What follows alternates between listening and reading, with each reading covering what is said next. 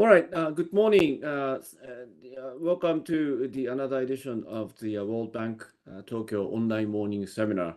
My name is Koichi Omori. I am Senior External Affairs Officer of the World Bank Tokyo office. It's a few minutes past 8 a.m. On the Friday, December 6, 2024 in Japan Standard Time. We do apologize that we keep you wait a little bit as we are facing with a little bit of a technical issues in our side, but now we can start. So we organize these online seminars to introduce the latest World Bank report presented by the authors of those reports to the stakeholders in Japan. This morning, we are going to feature the new report, Cybersecurity Economics for Emerging Market. This was issued in the middle of September this year, about 2 months ago. We do have the author of this report, Estefania Vergara Cobos, who is the economist in the Office of the Chief Economist for Infrastructure of the World Bank. Estefania is going to present and share the main findings of the report for the next probably 30-40 minutes. Following her presentation, we are going to read the questions that we received in advance and then ask Estefania to respond. If you did not have opportunities to send your question in advance, please do so by sending your question through the online form posted on the announcement page of this seminar, or you can simply send your question directly to me by email, or you can put your question on the chat section of the YouTube screen. So I'll read your questions on your behalf, asking Estefania to respond. So with that, we would like to go into the content part, but before doing so, we are going to watch the video about the report. So please enjoy the video for the next few minutes. Thank you.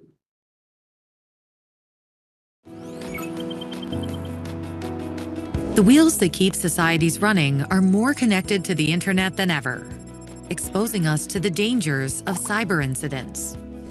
Using AI to analyze millions of online articles worldwide, new research from the World Bank reveals an alarming reality.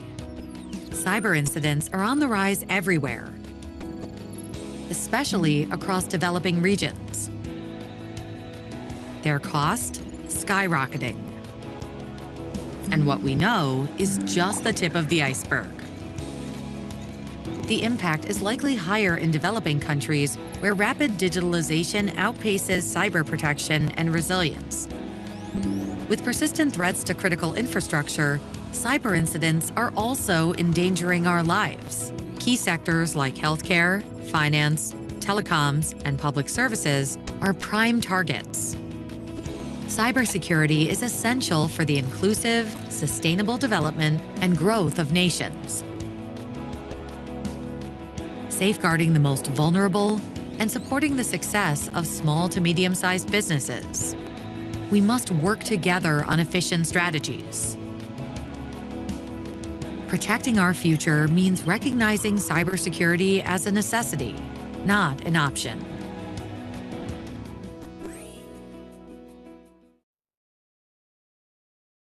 Thank you very much. So now I'd like to formally invite Estefania Vergara Cobos, who is the economist in the Office of the Chief Economist for Infrastructure, who is the author of the new report titled Cybersecurity Economics for Emerging Market. And we'll make sure to put the link of the video on the announcement page of the seminar later. Okay, Estefania, please come in. Thank you very much.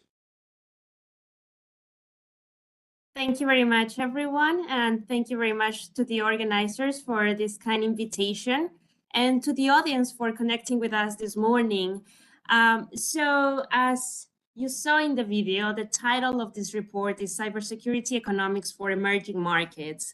So let's dive into what we found in this report. So first of all, the main message of this report is that cybersecurity is not just about protection. It is a game changer for economic growth in developing nations. And I'm going to walk you through the step-by-step of how we reached this conclusion, how we prove this, the challenges that we had to face in order to prove that cybersecurity is important for the development of nations, and the main takeaways. So we all know that cyberspace is just another environment like land, water, air, in which humans interact. But there is a specific thing that is different in cyberspace, and that's that it is a porous environment. And why it is a porous environment? It's because as the digitalization of countries keep increasing, the entryways of malicious actors to act in this space, in cyberspace, the number of these entryways just keeps increasing. And therefore, we have a fundamental aspect of digitalization, which lies in what we call the ever-expanding cyber attack surface. As digitalization keeps increasing, the number of entryways for malicious actors to enter in this space continues increasing, and therefore the probability of cyber incidents. And this reality is more challenging for developing countries. Why? Because developing countries are digitalizing at the highest speed or at the highest growth rate than everyone else, mainly than developed countries, especially since the COVID-19 pandemic. And we are seeing that in terms of number of or percentage of the population that is connected to the internet, the number of devices that are being connected to the internet, the number of e-government tools that have been adopted in these countries, and so on. But why is this a challenge? And the challenge lies in that, yes, we have an exponential growth of connectivity to the internet and online tools and online devices in developing countries, but this exponential growth is accompanied by low cybersecurity commitments. And therefore, between this gap of low cybersecurity commitments and high connectivity rates, we have something which is the cyber attack surface. And basically, we have more probability of seeing cyber incidents, of seeing cyber attacks, and seeing more costly and more damaging cyber attacks. So, in fact, the future seems a little bit worrisome for developing nations. And the reason for this is because we have yet to encounter, or we have yet to see the full extent of cyber threats. And why do I say that? Is because right now, approximately 65% of the population in developing nations are using the internet. So we have yet to see those numbers of, or that share of the population reaching the 80, 85, 90, and even above 90 percentage that we see in developed countries. So we will only probably see this issue of cyber threats increasing in developing countries as they keep reaching universal connectivity. And you, or some of you might say, so why is this important? So this work demonstrates for the first time that reducing cyber incidents and investing in cybersecurity can first drive economic growth in developing nations through an impact directly on GDP, on productivity of industries, and of course, cost savings for the users and the victims. But it can also safeguard services that are critical to the protection of human rights. And on this, we can think about critical sectors like ICT, transport, water, energy, and so on, all of which are more dependent on the well-functioning of online tools. And therefore, a cyber incident could have a direct impact on the supply of these critical services. So in order to study this, we had to overcome a main challenge in cybersecurity, which is the lack of data.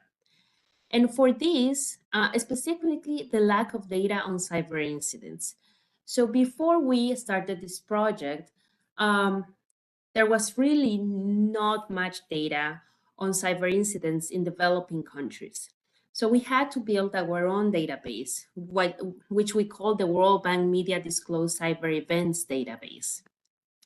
And how we did this was a year ago, we basically collected information of around 5 million online articles, mainly media articles written in 98 different languages, and using artificial intelligence tools, we eliminated duplicates, translated them into English, filtered them, eliminated duplicates again, and did all sorts of cleaning and identification processes.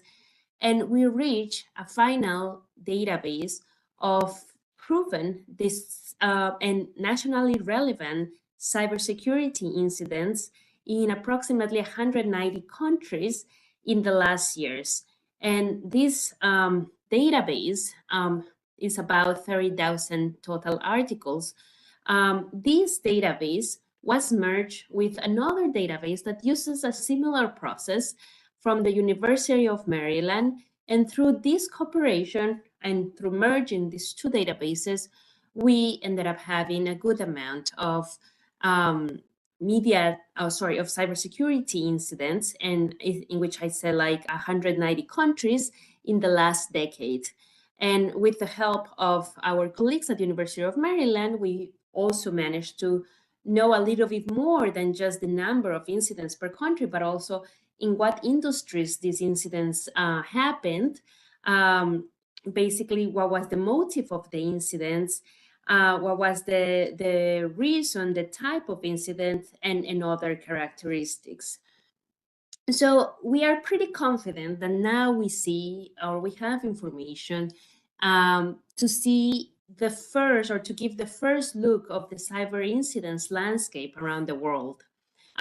So what are some of the main messages? The first thing is that disclosed cyber incidents worldwide are growing at an alarming rate, mainly at an average annual rate of 21% in the last decade.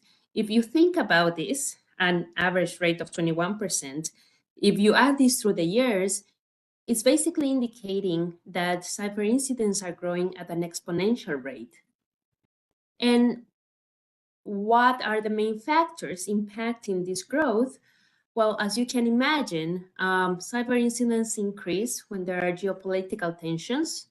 They have also increased with the COVID-19 pandemic and the associated digitalization processes, like we saw, or like as I said, in Latin America. And also some glitches, some technical, some like worldwide hacks, like what happened in 2017 with the SWIFT system, and some political situations as well. So this that you see here is the first look at the worldwide distribution of disclosed cyber incidents, thanks to this research. And as you can imagine, yes, the majority of cybersecurity incidents happen in developed countries, mainly in the US. But those incidents, or the number of incidents that happen in developing countries, is not little anyways. We say that it's about 30% of disclosed cyber incidents, which, if we think about the increasing trend of digitalization and this issue of the cyber attack surface, it is indeed something that should be thought in the upcoming years. And we also found that LAC is the world's region with the fastest growth rate of disclosed cyber incidents.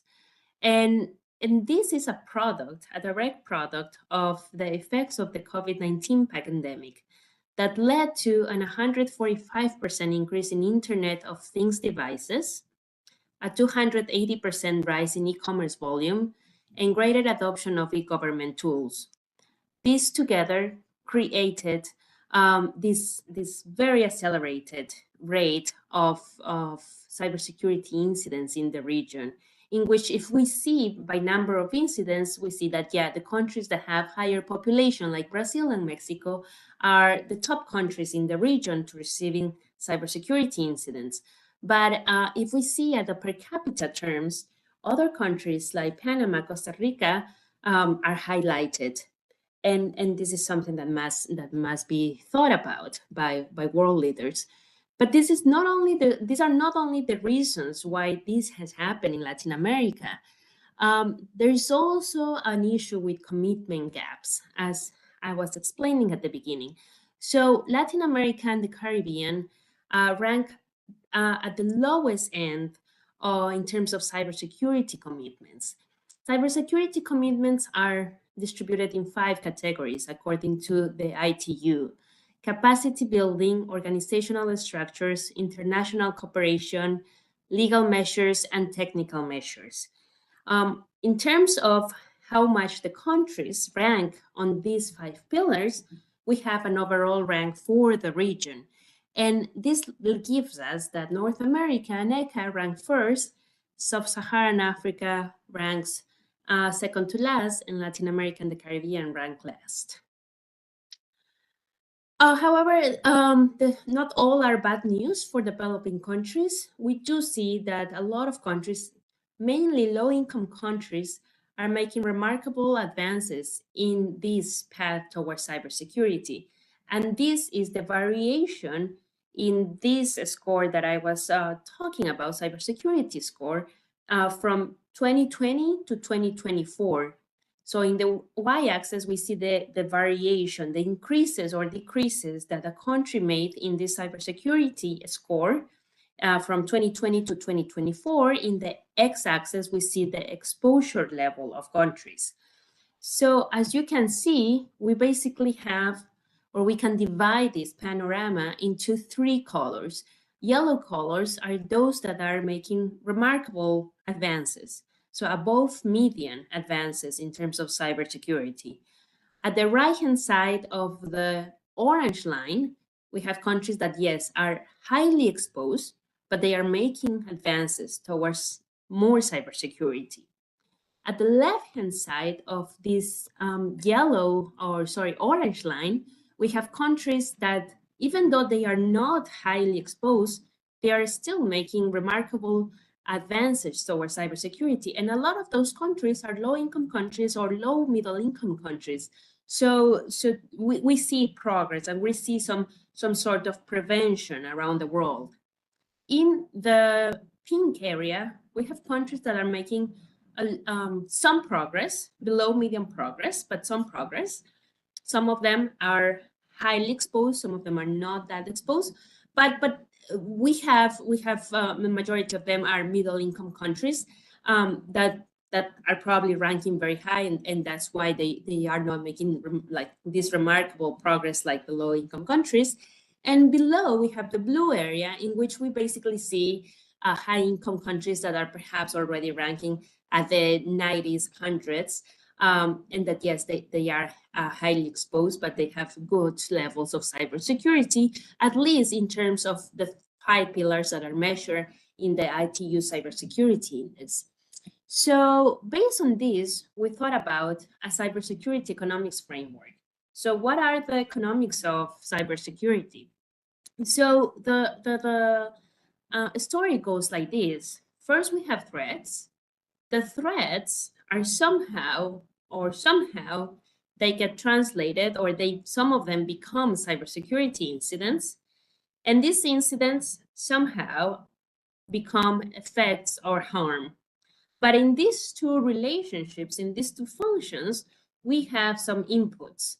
One input is exposure, which plays a role between a threat becoming a cyber incident.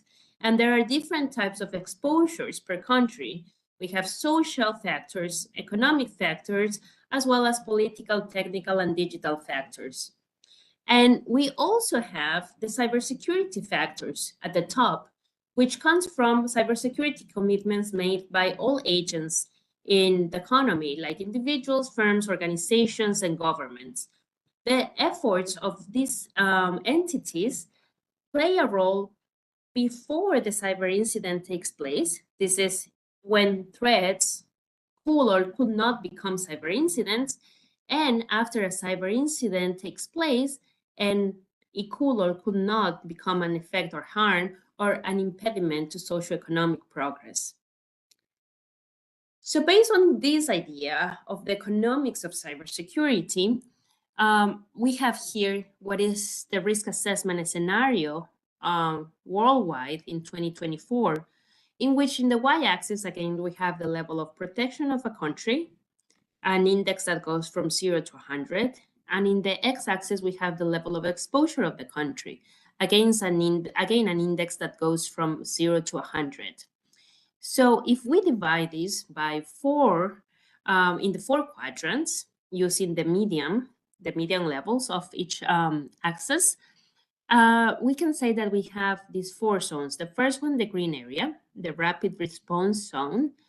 This area is the area in which we see mainly high-income countries that are very highly exposed, but also have high protection rates.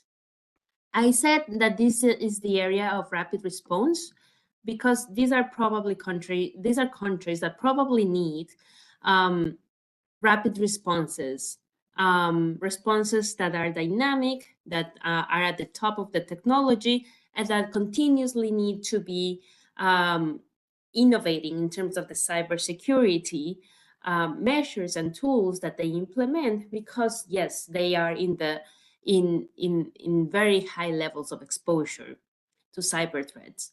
On the left-hand side, we have the pink area, and this is the maintenance zone, or the countries that are doing very well. They are taking preventive measures. So these are countries that, even though they are below the exposure level, they have very good levels of protection. And then we have the yellow area, the critical area, which is basically made by low-income countries that don't have very high levels of exposure and don't have high levels of protection. But I call them, I say that they are in a critical area because, given the trends in digitalization, if these countries remain stagnant in terms of protection, they could risk falling into the priority zone.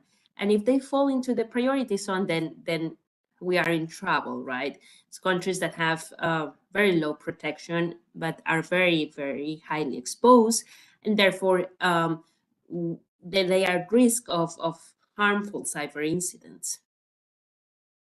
Another thing that we found is that there is a diverse threat landscape, which demands diverse and targeted approaches or solutions. So in terms of motives, at the global level, we see that around 74% of cyber incidents have a financial motive. In high-income countries, the main motive, 80% of the cyber incidents have a financial motive. But in developing countries, the situation is totally different. We see around 41% only of financially motivated cyber incidents. The other close to 60% are politically motivated cyber incidents. So the problem between high-income countries and developing countries is not the same. And therefore, this approach of following the path or the solutions that high-income countries are taking is not adequate for developing countries. However, one disclaimer that I should mention, and these findings, they go hand in hand with some other studies that have found that the percentage of national level elections targeted by cyber attacks are increasing. And as a matter of fact, in 2022, we reached a level of around 25% of national elections targeted by a cyber attack. But I was going to say, one disclaimer is that this data only covers disclosed cyber incidents. Who knows what non-disclosed cyber incidents look like? We do infer that around 40% of incidents remain undisclosed, and we don't really know how they look like. But this difference in the characteristics between high-income countries and developing countries that we see here is so big that the characteristics of the non-disclosed cyber incidents will have to be very drastic in order to change this trend or this overall message. So at the sectorial level, we see that the cost of a data breach, and this is information obtained from IBM, the cost of a data breach is the highest in the healthcare sector.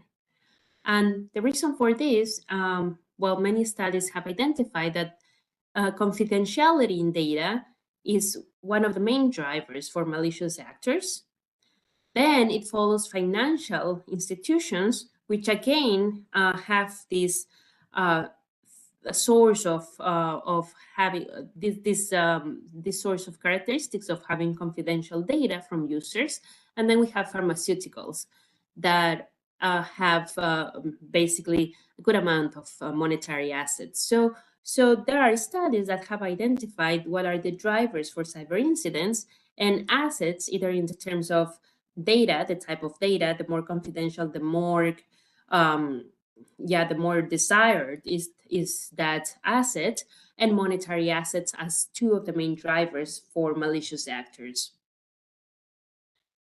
And in terms of the distribution of cyber incidents by income group, we again see a striking difference between high-income countries and developing countries.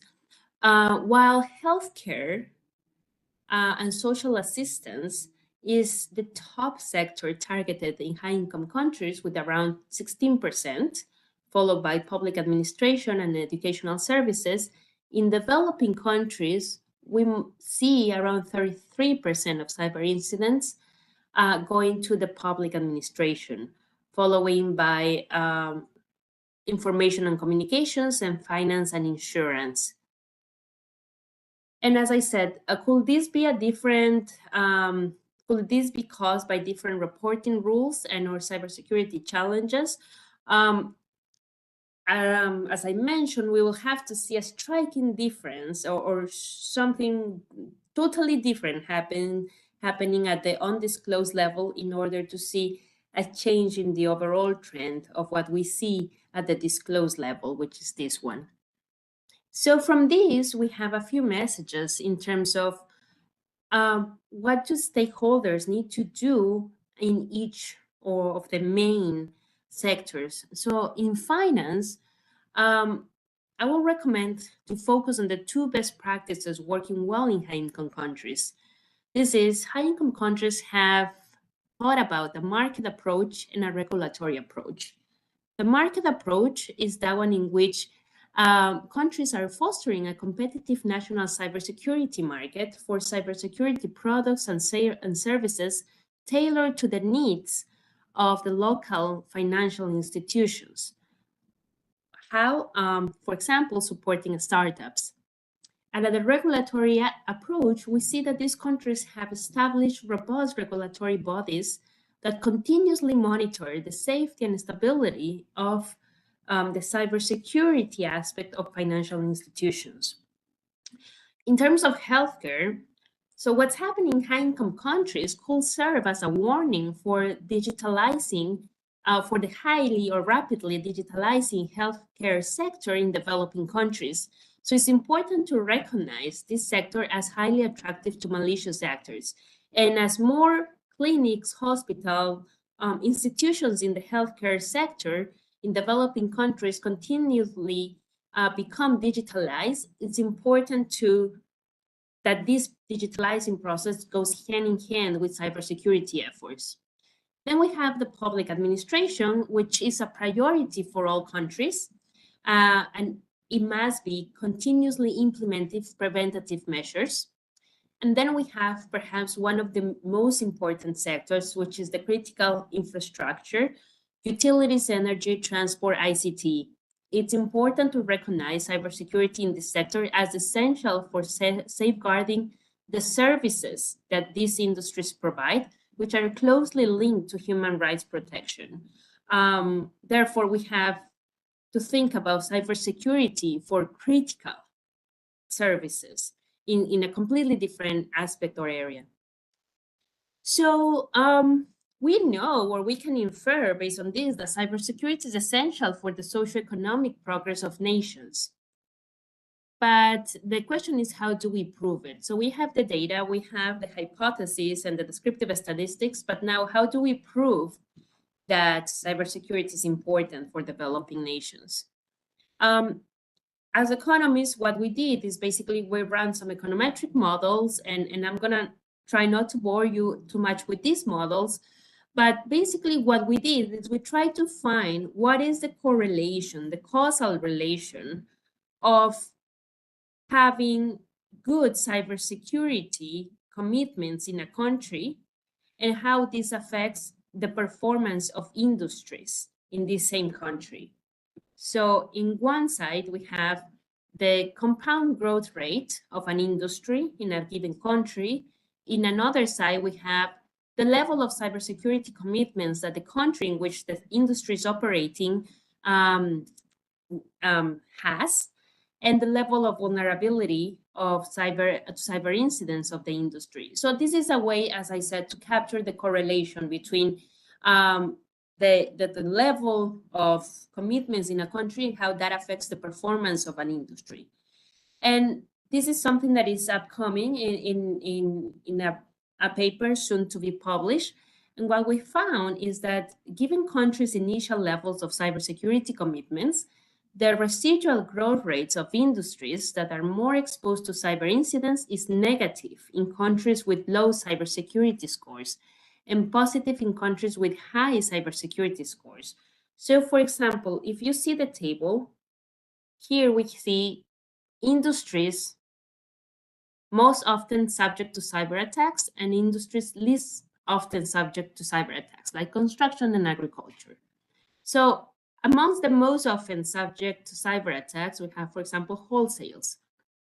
Wholesales, this performance, the performance of this industry,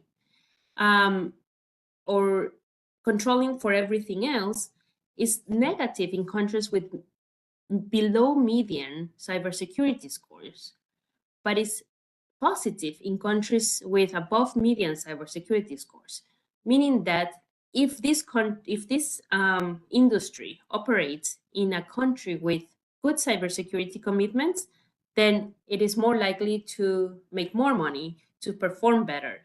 If the same industry is placed in a country with low cybersecurity levels, then it's more likely that given exact same conditions, the industry will perform worse in countries with below median cybersecurity scores.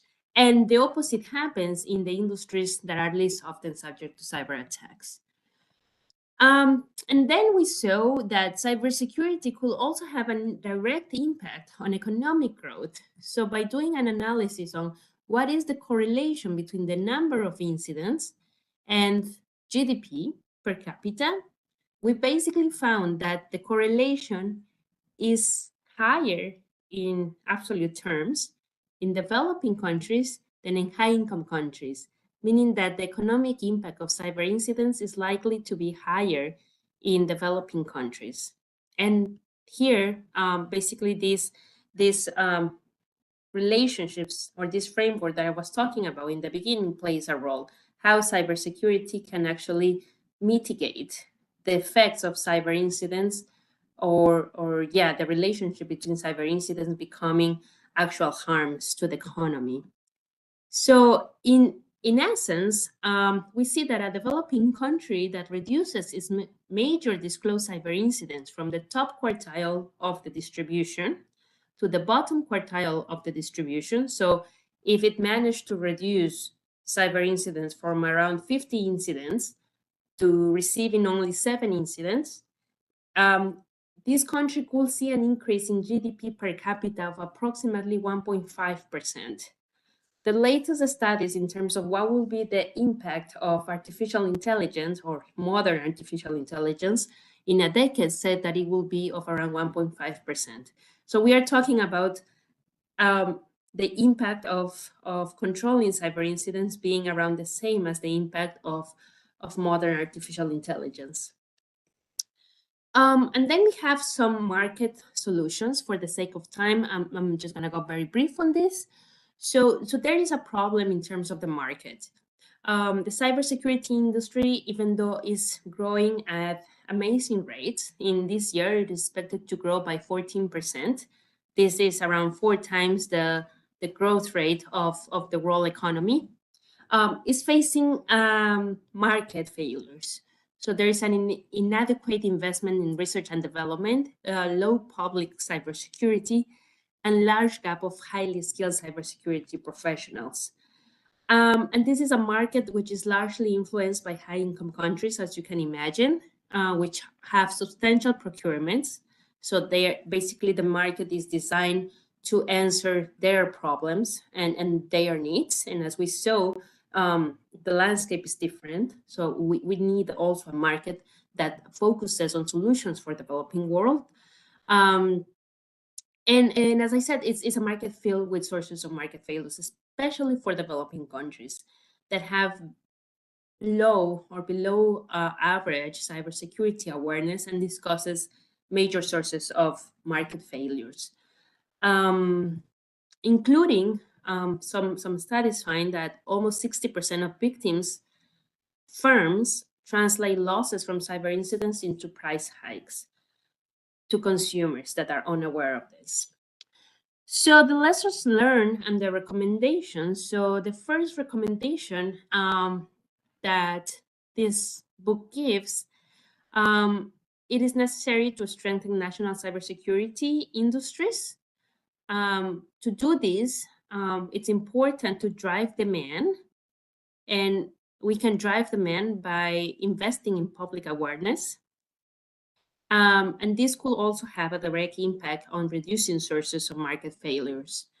It's important to encourage startups and to support the startups and to support the development of highly skilled cybersecurity workforce. So around the world, it is estimated that there is 4 million, that the shortage of cybersecurity professionals is around 4 million.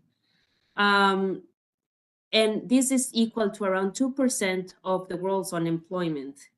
So investing in cybersecurity skills can have not only a positive impact on cybersecurity, but also on labor outcomes.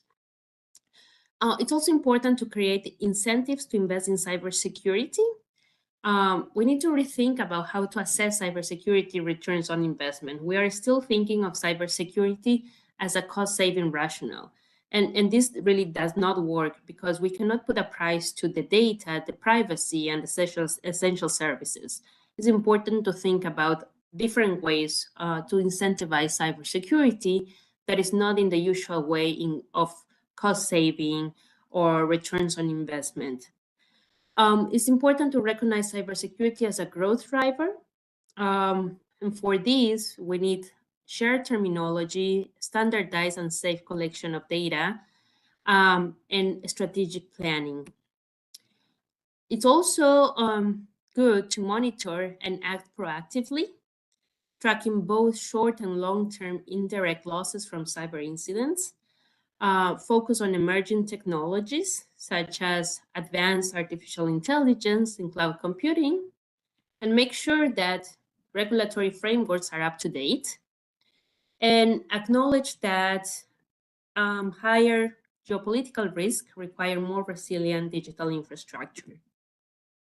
In terms of prioritizing the most vulnerable, the government and stakeholders must support small, medium enterprises, especially those that are priced out of the cybersecurity markets, encourage cybersecurity audits in highly targeted and critical sectors, and also encourage the collaboration of private-public efforts on risk management. In terms of this, we can also see that critical sectors that provide essential services really need a collaboration in terms of information sharing that goes from the private companies that sometimes own them and manage them to the public administrator. That there needs to be collaboration in terms of information sharing, because this is, again, a critical area. And we also recommend dynamic, adaptable, tailored, and evidence-based policymaking, advocating for and supporting tailored research on the economics of cybersecurity in order to understand more the systematic part of cybersecurity. It's important to depart from the anecdote or the simple frameworks or the simple like recommendations that are not based on evidence, on data, and start thinking about cybersecurity as a more systematic and a more scientific way in which we can actually provide evidence and efficient solutions. And in terms of this, one of the big messages and the final message is that efficient cybersecurity is essential for the socioeconomic progress of nations. And I hope you all download the book here. And thank you very much.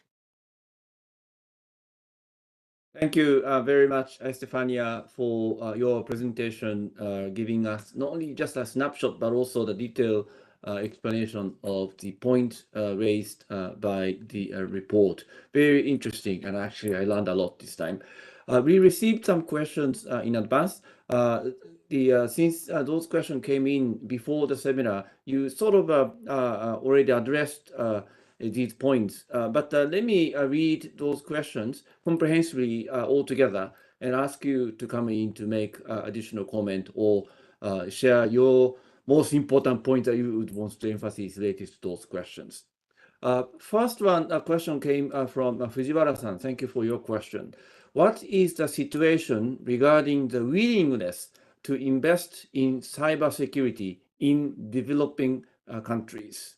So probably political willingness of the leaders, willingness of the countries themselves in developing countries as to the further investment in the cybersecurity. So that's the first question. Second question, next two questions came from Sasaki-san. Thank you for your question. Question is this. Would you please give us some examples of cyber incidents happened in the developing countries and how such incident gave impact on the lives of the most vulnerable people? I'm asking this question because when we hear about cybersecurity, it sounds like the incidents occurring in developed countries where internet and technologies are well advanced. So this is a second question. The third one, from your analysis, what are the urgent policy actions for developing countries which the political leaders and governments should be aware of and needs to introduce and implement? How can the World Bank and other development partners can help them? So these are the sort of three set of questions that we had in advance. So I would like to ask Estefania to come in to share your views and comment. Thank you. Thank you very much, Koichi, and thank you very much to everyone that sent the question. So on the first question, on the willingness to invest in cybersecurity, as I was showing in the graph, the data shows that in terms of the variation of the scores that the countries are receiving, developing countries are receiving in terms of cybersecurity commitments, we do see a significant variation, significant progress being made by low-income countries and low-middle-income countries. And this is a good sign. This is definitely a sign that countries are willing to invest and are taking cybersecurity more and more seriously. Then explicitly, what is the willingness of governments to invest? Well, that's a different question in terms of like going beyond what we see in the data, which is it comes from ITU and is just the score of how much these countries receive in terms of cybersecurity commitments. So that's about what I can say in terms of what we see in the data. But also one thing, in different conferences, in different venues, we do see delegations of different countries participating, and the World Bank has very good engagement with different developing countries around the world that are participating in these venues and that are having discussions with our colleagues. And I do see a great deal of interest from a lot of these delegations. So that's very good. In terms of examples, so that's a great question, and thanks for that. We recently, I think just like 4 days ago, we released a blog post discussing examples for Latin America and the Caribbean. And I will be happy to share the link to that blog post. But if I may focus on this region, which is, as I said in the presentation, is a critical region, is the battleground of cybersecurity nowadays, because it's the region where cyber incidents are growing at the fastest rate. So we saw in the last years very important cyber incidents that did have an impact on people's life. So I can mention Ecuador 2019, Argentina 2022. In both of them, malware attack basically led to a major data breach in which the information and very sensitive information of the whole population, including people that have already died, was leaked. And this led to major issues in terms of privacy, identity theft, online scams, and other things. For during the next few months after these attacks, the population felt the consequences of their data being leaked, mainly in attacks in terms of scams, as I said, online identity thefts, and yeah, they did so some losses, monetary losses due to this online identity theft. In Chile in 2020, there was again a major attack that caused the shutdown of all public bank branches. So around 400 bank branches around the country just shut down, and this led to people panicking about their savings and their bank assets. And thankfully, this was controlled on time, and this did not lead to what we call a cyber run. But it was definitely a critical time in which it did affect people's lives directly. Then we have, again, a couple of examples in Latin America. So we have, again, Ecuador in 2023, in which all citizens that live abroad were prevented from participating or from casting their votes during the presidential election that took place in that year due to a cyber incident that penetrated into the voting system and led everyone abroad preventing from casting their votes. And finally, perhaps the most famous one is the Costa Rica one in 2022, in which a massive ransomware attack to government institutions, approximately 30 government institutions, caused a crisis in the whole country, in which people were not able to pay their taxes. There was an issue with customs. There was an issue with different government institutions that led to economic losses of about 2.4% of GDP in that country in that year, in 2022. So, and around the world, we have many more cyber incidents. It's a great question, and is definitely something that varies from region to region.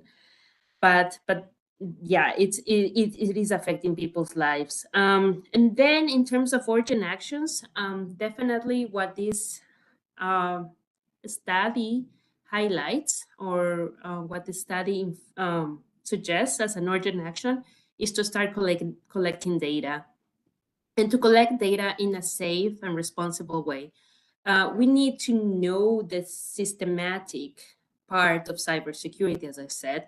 We need to start thinking about cybersecurity as a scientific problem, solvable with targeted and scientific approaches. And for this, we need data. We need to actually know what we are dealing with in order to have efficient solutions, because cybersecurity is one of those fields in which it's not just about throwing more money at the problem, but it's about doing it target approach and doing it efficiently. And for this, we need to know the problem, and we need to know data. And the World Bank and other institutions are great for helping at this. So I hope that this report helps highlight the importance of gathering data and gathering evidence. Thank you. Thank you very much for your responses to the question that we received in advance. Thank you. So this morning, we had a pleasure of having Estefania Vergara Cobos, who is the economist in the Office of the Chief Economist for Infrastructure of the World Bank, presenting the main point and the main findings of the new report, Cybersecurity Economics for Emerging Market, connecting us from Washington. Thank you very much, Estefania, for your time to present and responded to the question. Thank you. Thank you very much, everyone. Thank you. Great. We'll make sure to post her presentation and also the link for the video and link for the blog to be included in the announcement page of the seminar. So please check the later. All right, so we are going to have 4 seminars, online seminars next week. Tuesday morning, we are going to have the seminar featuring Japan Social Development Fund project in Mongolia on the social-emotional skills for rural youth. This is going to be on Tuesday morning. And then Wednesday, we are going to feature the first BRT, Bus Rapid Transit project in Africa, which is in Dakar, I think. Task team leader for this project is going to share the story and experiences through the journey of this project itself. So this is going to be Wednesday. And then Thursday morning, we are going to have the seminar to introduce one of the latest reports from Global Infrastructure Facility team, GIF team. So this is going to be on Thursday. And the Friday, we are going to feature the new report from the transport sector. So we have 4 online seminars next week. So please stay tuned. And then please check the details, information on our website. So with that, once again, thank you very much.